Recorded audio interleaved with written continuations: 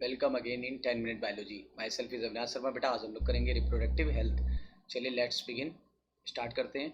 WHO को आप जानते ही हो, वर्ल्ड हेल्थ ऑर्गेनाइजेशन। बेटा इसने बताया कि हम लोग टोटली फिट होने चाहिए। इस इसका मतलब ये है बेटा, फिजिकली, इमोशनली, बिहेवियरली और सोशली हर तरीके से फिट होंगे तभी हमें टोटली फिट माना जाएगा। रिप्रोडक्टिव हेल्थ बेटा, उसमें कुछ प्रॉब्लम्स और स्ट्रेटजीज हैं।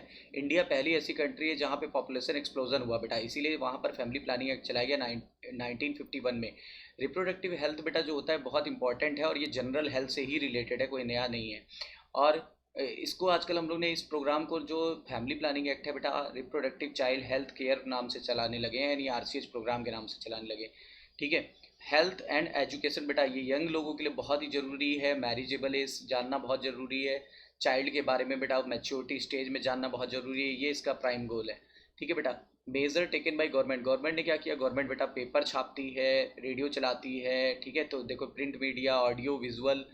ठीक है, इसके अलावा देखा होगा कि वो क्लोज रिलेटिव, फैमिली मेम्बर, ये सब भी बहुत भूमिका निभाते हैं बेटा। ठीक है। सेक्स एजुकेशन स्कूल में कंपलसरी कर दी गई, जैसे आप NCERT में ये चैप्टर है तो क्यों है, सोचो जरा। Proper information about reproductive organ, adolescence and related changes. क्या क्या प्रॉब्लम आती है, टीन एज में क्या समस्याएं आती है बेटा। फीमेल में अक्सर अचानक से मेंस्ट्रुअल साइकिल चालू हो जाती तो घबरा जाती है, तो ये सब चीज़ें हैं बेटा। कई बच्चों को STD के बारे में नहीं पता होता है तो वो लोग सफ़र कर जाते हैं, एड्स वगैरह, हेपेटाइटिस B एक्सेट्रा। इसीलिए सेक्स एजुकेशन को कंपलसरी कर दिया गया। एमनियोसेंटेसिस क्या होती है बेटा? एम्ब्रियो के चारों तरफ एक फ्लूइड भरा होता है जिसको बोलते हैं बेटा एमनियोटिक फ्लूइड। इस फ्लूइड को निकाल करके हम लोग चेक कर सकते हैं कि होने वाला बेबी मेल है कि फीमेल बेटा। इसी प्रोसेस को एमनियोसेंटेसिस कहते हैं। लेकिन एमनियोसेंटेसिस का आजकल मिसयूज़ किया जाने लगा है। ठीक है। देखो लिखा है कि हम लोग क्या करते हैं, क्रोमोसोमल एबनॉर्मेलिटी को जानने के लिए इस फ्लूइड को निकालते थे, लेकिन आजकल मिसयूज़ किया जाने लगा बेटा, जिससे फिटल का सेक्स डिटर्मिनेशन कर लेते हैं और अगर होने वाली बेबी फीमेल है तो बेटा उसको अबॉर्ट करा देते हैं। ठीक है। फिर देखिए बेटा, population explosion and birth control. आप जानते हो कि पॉपुलेशन एक्सप्लोजन क्यों हुआ? क्योंकि हमारी जो मृत्यु दर है उसमें कमी आई बेटा। Rapid decline in death rate, सबसे ज़्यादा कमी आई बेटा मैटरनल मॉर्टेलिटी रेट में, यानी मदर की जो मॉर्टेलिटी रेट है वो, और बच्चे की जो IMR है वो कम हुई बेटा, इन्फेंटाइल मॉर्टेलिटी रेट। ठीक है। Step overcome population explosion. Population को कम करने के लिए क्या क्या स्टेप उठाएगा बेटा? सबसे पहले using various contraceptive method. Contraceptive method, लोगों को जागरूक करना बेटा। बड़ी फैमिली के डीमेरिट्स को बताना। उसके अलावा क्या होता है बेटा, मैरिजेबल एज को इंक्रीज कर देना। पहले जल्दी शादी हो जाती थी, ज़्यादा बच्चे होते थे, अब देर में होती, कम बच्चे होते हैं, 1 या 2 बच्चों के लिए प्रोत्साहित करना। कॉन्ट्रासेप्टिव मेथड जो होता है बेटा, उसमें क्या आ जाएंगी? कॉन्ट्रासेप्टिव मेथड वो होती है जो अनवांटेड प्रेगनेंसीज को रोकने के काम आएंगी। ठीक है बेटा। आइडियल कॉन्ट्रासेप्टिव वो होती है जो यूज़र फ्रेंडली हो, इजीली अवेलेबल हो, इफेक्टिव हो, रिवर्सिबल हो, कोई साइड इफेक्ट ना हो, और हो भी तो बहुत कम, NCERT में लिखा है, और सेक्सुअल ड्राइव में तो बिल्कुल भी इंटरफेयर ना करे। कॉन्ट्रासेप्टिव मेथड को बेटा हम लोग कई कैटेगरी में डिवाइड कर देते हैं: natural, barrier, IUDs, oral contraceptive, injective, implant और सर्जिकल। नेचुरल मेथड में बेटा बेटा 3 आएंगे। पीरियोडिक एब्सटीनेंस का क्या मतलब होता है? मेंस्ट्रुअल साइकिल के दौरान जो 10 से 17 दिन होता है बेटा, उसमें सेक्स को अवॉइड करेंगे, यानी अवॉइड कोइटस या सेक्स। ठीक है।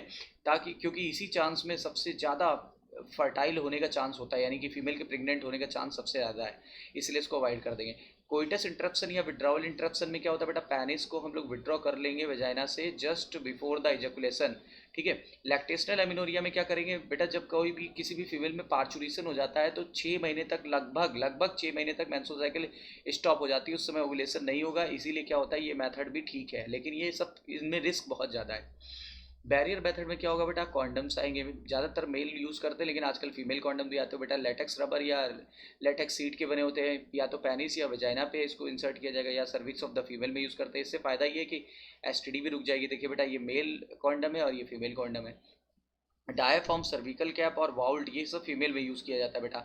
सेल्फ इंसर्टेड होता है, प्राइवेसी को ध्यान में रख के बनाए गए दोनों मेथड। और बेटा स्पर्मिसाइडल क्रीम, जेलीज और फोम का यूज़ कर लेंगे तो इनका कॉन्ट्रासेप्टिव वैल्यूज़ बढ़ जाती है। अब आगे चलते बेटा, एडवांटेज ऑफ बैरियर मेथड में क्या होगा? डिस्पोजेबल होते हैं, डिस्पोज कर सकते हैं, आसानी से फेंक देते हैं। सेल्फ इंसर्टेड होते हैं, रीयूजेबल होते हैं। Prevent contraception by blocking entry of sperm through the cervix.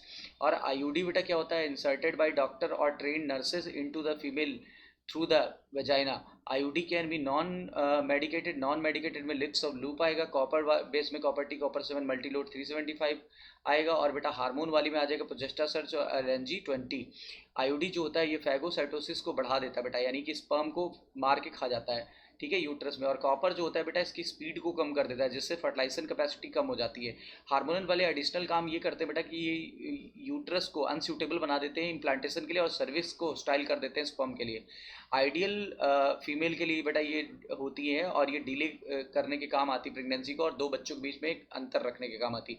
Oral में बेटा हम लोग या तो प्रोजेस्टेरॉन हार्मोन यूज़ करेंगे या तो प्रोजेस्टेरॉन और एस्ट्रोजन का कॉम्बिनेशन यूज़ करेंगे और इसको टैबलेट के फॉर्म में बदल देंगे, इसीलिए पिल्स नाम दिया गया बेटा।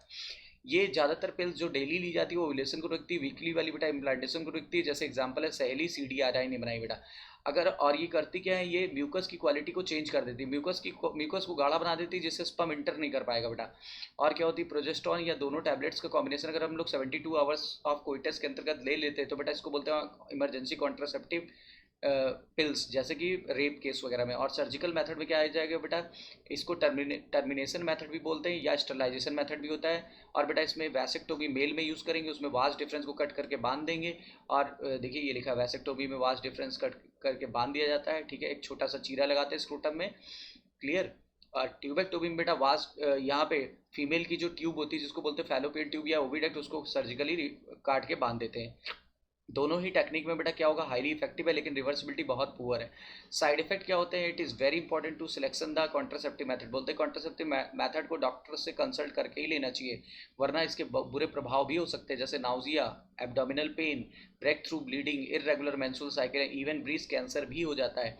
मेडिकल टर्मिनेशन ऑफ प्रेगनेंसी बेटा MTP को बोलते हैं, और MTP एक्ट इंडिया में चलाया गया। इसको इंड्यूस्ड अबॉर्शन भी कहा जाता है बेटा। इंडिया में लीगलाइज किया गया 1971 में, ठीक है। इसमें हम लोग क्या करते थे कि MTP बहुत लोग मिसयूज़ करने लगे थे, क्योंकि फीमेल को पता लग गया कि होने वाली बेबी फीमेल है, एमनियोसेंटेसिस द्वारा फिर उसको अबॉर्ट करा देते थे। तो MTP बेटा क्या होता है, अनवांटेड प्रेगनेंसी से छुटकारा पाने का उपाय है, लेकिन ये सक्सेसफुल मेथड नहीं है। ये केवल रेप वगैरह या फिर अनप्रोटेक्टिव कोइटस के लिए ही कारगर है।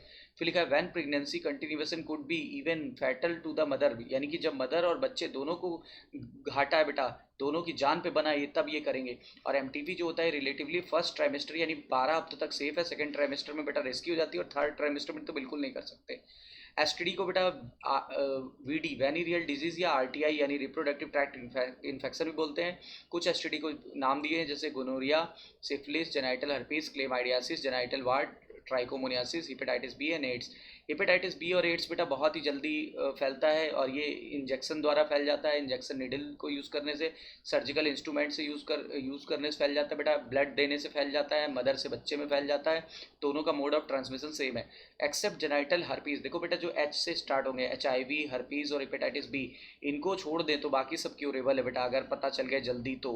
टाइमली डिटेक्शन हमें इनका करना चाहिए, प्रॉपर ट्रीटमेंट कराना चाहिए, ठीक है। अगर ऐसा नहीं किया तो PID हो जाएगा बेटा, पेल्विक इन्फ्लेमेटरी डिसऑर्डर, एबॉर्शन हो सकता है, स्टिल बर्थ, मरा हुआ बच्चा पैदा होगा, एक्टोपिक प्रेगनेंसी होगी बेटा, कहीं और पे जाकर के जाइगोट डेवलप कर जाएगा, इनफर्टिलिटी, इवन कैंसर हो सकता है रिप्रोडक्टिव ट्रैक्ट में।